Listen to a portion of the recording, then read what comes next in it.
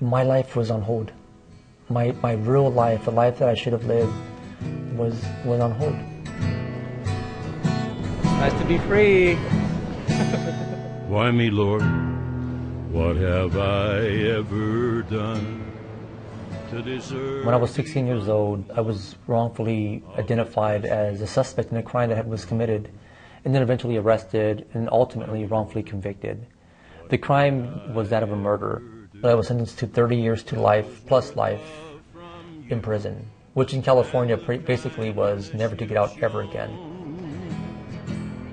So now that I'm home, I'm definitely a proud student at Loyola Marymount.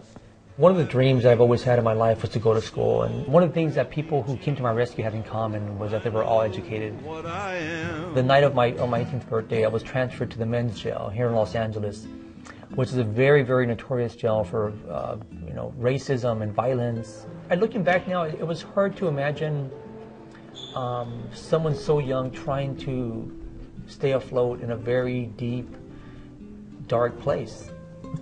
I always dreamed of getting out. I always dreamed of getting out and going to school. I always dreamed about being with my family. I dreamed about, someday maybe being in politics. I dreamed big dreams from a place that dreams didn't exist. And your will is infinite. I was advised to just write letters. So I wrote letters to news organizations, to lawyers, judges, anyone I can reach out to who I thought might be interested in my story. That went on for 15 years. And so until a very long time into my incarceration did I find the help that I finally needed, specifically attorneys and a law firm and the Innocence Project. So it all came together for me. The man they call Franky was released from jail in downtown LA this afternoon after spending 20 years in prison. One of the mysteries of what's happened to me now that I'm home is people are really baffled as to why I'm not mad, why am I not bitter, why am I not angry, why am I always smiling. I think if I'd have been negative and angry and bitter at the world, that would have eventually turned on myself, and it would have destroyed me.